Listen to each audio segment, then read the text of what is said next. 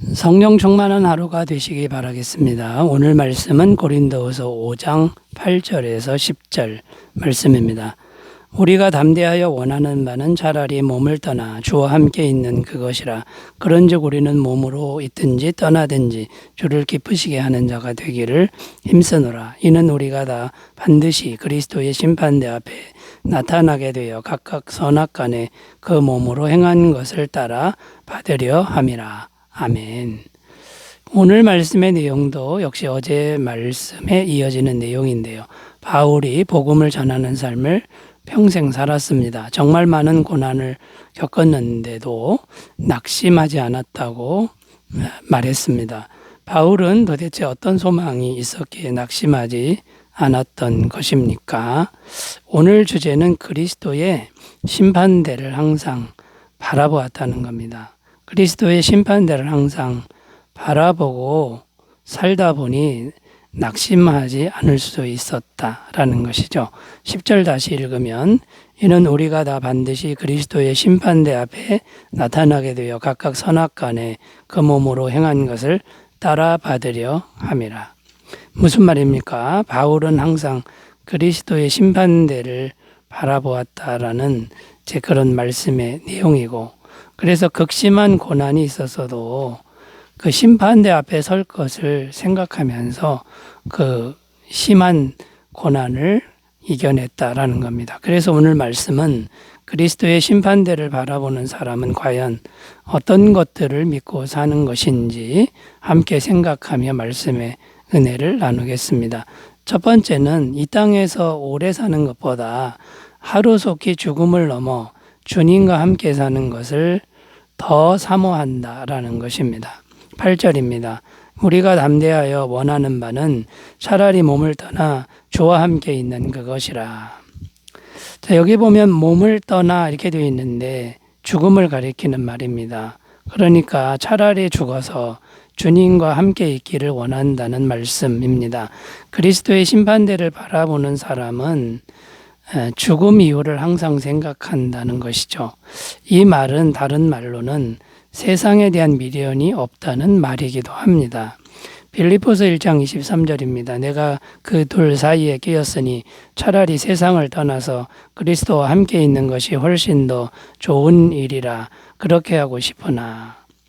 자, 바울은 빨리 죽어서 주님과 함께 있고 싶다라고 말하고 있는 겁니다. 그러나 바울이 말하는 것은 염세주의가 아닙니다. 세상에서의 삶도 최선을 다하여 살지만 항상 목표는 이 세상이 아니라 이 세상을 떠나서 천국으로 가는 것이라고 말하고 있는 겁니다. 또 이 말은 어떤 의미가 있는 겁니까? 지금 이 세상의 삶도 최선을 다해 살지만 이 세상에서의 삶의 목표와 목적은 항상 이 세상이 아니라 천국에서의 삶을 준비하는 것이다 라는 의미가 있습니다. 마태복음 6장 19절입니다. 너희를 위하여 보물을 땅에 쌓아두지 말라. 거기는 좀과 동록이 헤하며 도둑이 구멍을 뚫고 도둑질하느니라. 그러니까 이 세상에서의 삶 자체가 목적이 아니라 이 세상에서의 삶이 천국을 준비하는 삶이 되게 한다, 이런 의미가 있다라는 거죠. 그래서 바울은 매일 어떤 삶을 이 세상에서 살았던 것입니까? 영생의 복음을 전하는 것을 인생의 전부로 여기며 살았다는 것입니다. 이 땅에 있는 영광에는 별로 관심이 없었다고 말합니다. 빌립보서 3장 8절 모든 것을 해로 여김은 내 주 그리스도 예수를 아는 지식이 가장 고상하기 때문이라. 내가 그를 위하여 모든 것을 잃어버리고 배설물로 여김은 그리스도를 얻고. 그러니까 이 세상에 있는 귀한 것, 영광스러운 것은 배설물로 여긴다. 왜냐하면 이 세상은 곧 떠날 곳이기 때문이고 천국의 주님과 함께 사는 것이 진짜 바라는 삶이고 진짜의 삶이기 때문이다라는 겁니다.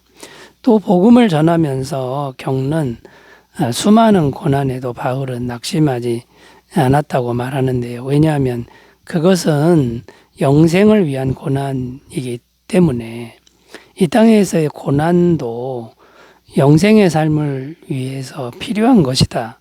이렇게 생각하니까 고난을 극복할 수 있었고, 그리고 그리스도의 심판대 앞에서 이 땅에서 고난받은 것으로 인해 칭찬을 들을 것이기에 기꺼이 감사할 수 있었다라는 것입니다.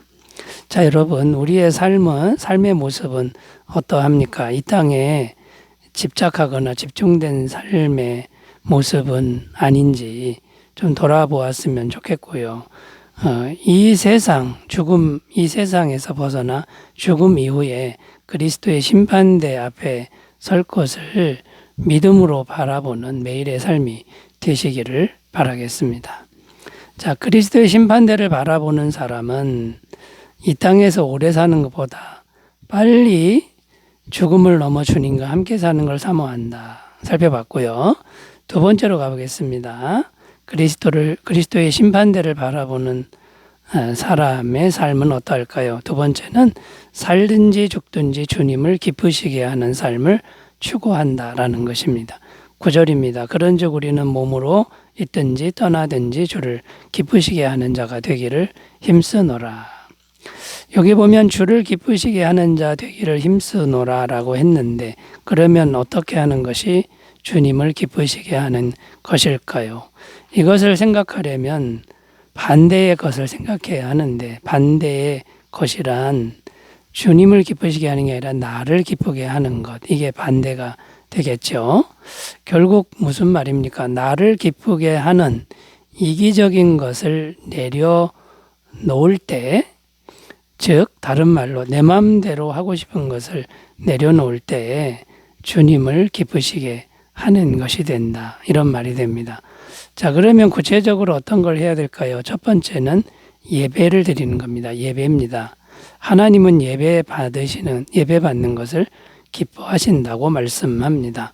그런데 무조건 예배 드리면 다 되는 것이냐? 아니라는 겁니다. 참된 예배여야 하는데, 예배가 구약에서는 제사였습니다. 피 흘리는 제사였습니다. 자, 피 흘리는 제사의 진정한 의미는 내가 죽는 것이다 라는 겁니다. 내가 피 흘려 죽는 것을 의미하는 거죠. 그러므로 참된 예배는 나라고 하는 존재가 마치 없어지는 것 같은 마음으로 드리는 예배여야 한다라는 겁니다.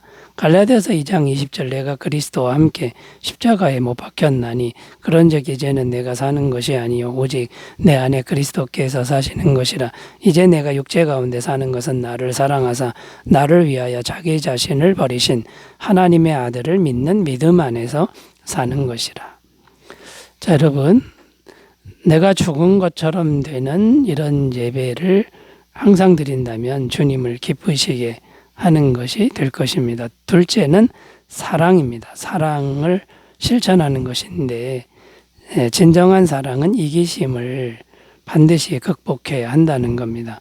히브리서 13장 16절 오직 선을 행함과 서로 나누어 주기를 잊지 말라. 하나님은 이 같은 제사를 기뻐하시느니라. 내 것을 나누어 주는 마음, 이것이 주님을 기쁘시게 하는 것이 된다라는 겁니다. 셋째는 전도입니다. 전도는 주님이 가장 기뻐하시는 것이죠. 왜냐하면 영혼을 구원하는 유일한 통로가 바로 전도이기 때문입니다. 고린도전서 1장 21절 하나님의 지혜에 있어서는 이 세상이 자기 지혜로 하나님을 알지 못하므로 하나님께서 전도에 미련한 것으로 믿는 자들을 구원하시기를 기뻐하셨도다. 그러니까 전도 외에 구원 얻을 길이 없다.